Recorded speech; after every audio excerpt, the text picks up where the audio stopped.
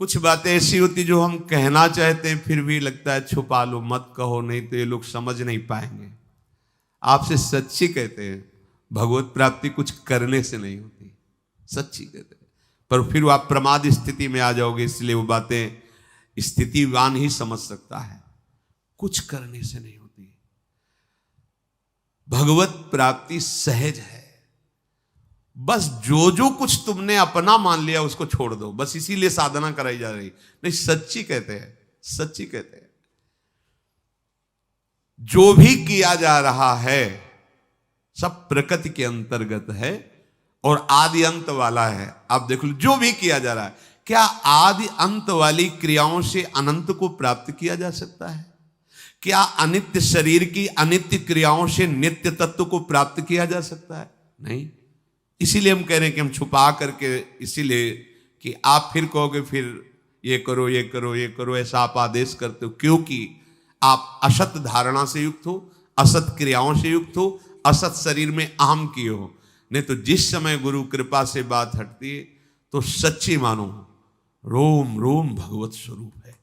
अंतःकरण में केवल प्रियालाल स्फुरित हो रहे हैं, कोई संकल्प कोई विकल्प उस उपासक के रह ही नहीं जाता जिसकी शरणागति पक्की हो गई, अर्थात अहम समर्पित हो गया।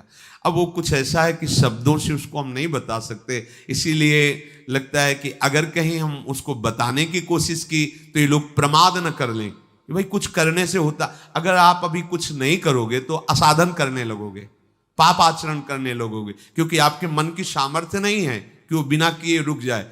और एक स्थिति ऐसी आती जैसे घड़ी का सेल है, चलो जो जहां सुई वहीं ठप, सच्ची ऐसी। तब लगता है कि ये स्थिति तो केवल लाडली जी की कृपा से आई, क्योंकि साधन से कभी वो नहीं देखा। वो यही हृदय ना, वो साधन से नहीं देखा, कभी नहीं देखा, वो प्रयास था। लेकिन जब वस्तु आई तो हमारे प्रयास से नहीं समझ में आई, कृपा से समझ में आई। इसलिए स्पष्ट कहते हैं किसी क्रिया से भगवत प्राप्ति नहीं है, क्रियाओं के संबंध त्याग से भगवत प्राप्ति है, पक्की बात। पर यह गूढ़ विषय है, इसलिए प्रमाद मत करना। जो कर रहे हो वही आपको क्रिया त्याग की स्थिति में ले जाएगा। पर स्थिति यह है भाई जी महाराज, आप जो बुलवा रहे हो बोल रहा हूं, जो करवा रहे हो कर रहा हूं, मैं देख रहा हूं कि मैं हूं नहीं, आप ही आप। सच्ची ऐसा ही है, ऐसा ही है।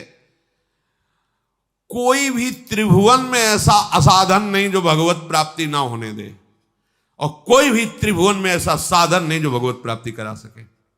ये पहली है, ये पहली है। यदि आपने अपने आप को छोड़ दिया प्रभु के हवाले, छोड़ नहीं पाते। ये जो श्री भगवान के वचन है, भजन्ते अनन्य मनुष्यो, इसका गूढ़ बात हम आपको बता रहे हैं। अपने को पूरा का पूरा प्रभु के हवाले छोड़ देना बड़ा मुश्किल, नहीं छोड़ पाओगे। देखो ना कहां छोड़ पा रहे हो। अब इसी में अभी कह देंगे तो तुम बैठ जाओगे कि न खाना है न पी। हमने कब कहा नहीं खाना? अपने को प्रभु के हवाले कर दो।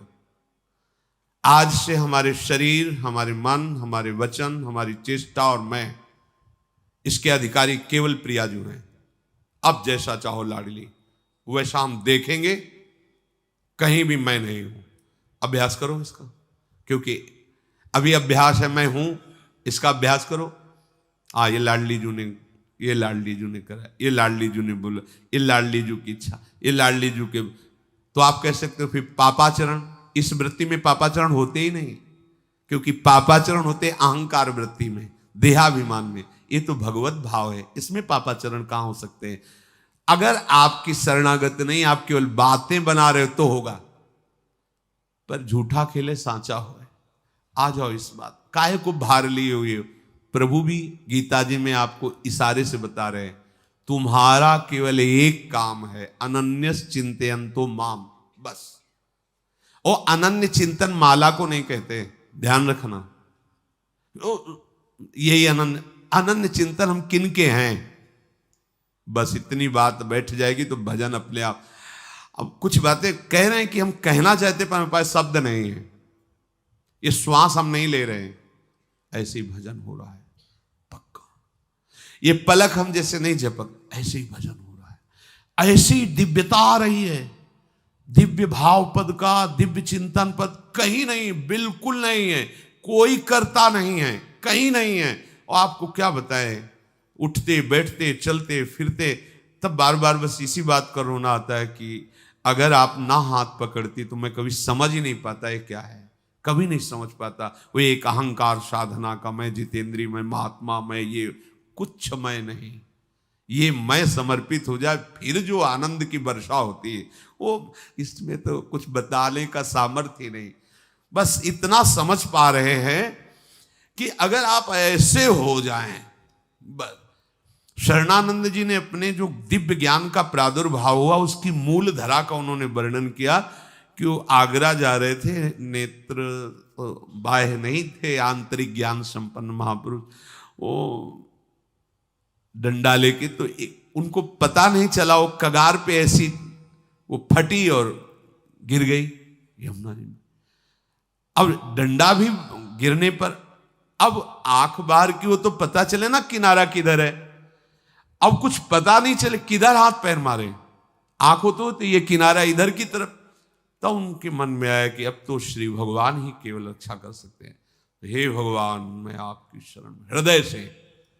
उसी समय न जाने कैसे हाथ में लाठी पड़ गई, किनारा मिल गया, अपना नाम रखा शरणानंद। और दिव्य ज्ञान संपन्न महापुरुष पूज्य श्री स्वामी राम सुखदास जी उनकी बातें कहकर बहुत सपोर्ट करते थे कि वाह क्या दिव्य ज्ञान। ये दिव्य ज्ञान पढ़ने से नहीं आया, ये दिव्य स्थिति पढ़ने लिखने से करने से नहीं आई, छोड़ दिया, लाठी का सहारा भी छोड़ दिया, हाथ पैर मारना भी छोड़ दिया। अब जो हो, अब हमें दिखाई नहीं दे रहा किधर हाथ पैर मारें, किधर जाएं। हम हाथ पैर मारे तो और बीच की तरफ जा रहे हैं, हमें क्या पता, कोई दूसरा वहां है नहीं, आंख है नहीं, अब किसका सहारा, मान लो हाथ पैर किधर माने, कौन सी दिशा में जाएं। तो जो सर्वज्ञ है उसी की शरण। आप देख लो, हो सकता है हमारे हाथ पैर और गहराई की तरफ ले जा रहे हो, आप देखना किनारा मिल गया। बिल्कुल आपको भव समुद्र से तरने का एकमात्र उपाय, लाठी का भी सहारा छोड़ दो, ऐसे हो जाओ।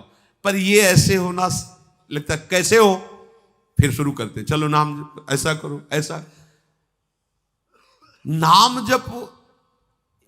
भोरी सखी जी कुछ इशारे से वर्णन कर रही, कह रही नाम श्वास दो बिलक चलत हैं, इनको भेद न मोको भावे, श्वासा ही नाम, नाम ही श्वासा, नाम श्वास को भेद मिटाए।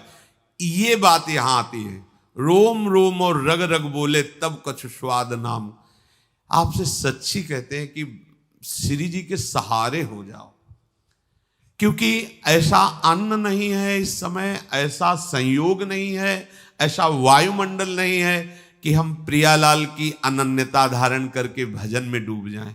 एक उपाय है, किसी अन्न की, किसी संग की, किसी भी प्रभाव की ताकत नहीं कि प्रियाजू की कृपा दृष्टि से हमें दूर ले जाए। ये हम आपको बता रहे हैं। अगर आप इन सब बाह्य बातों को गौर करके मुख्य बात हमारी महारानी जू का आश्रय ले लो,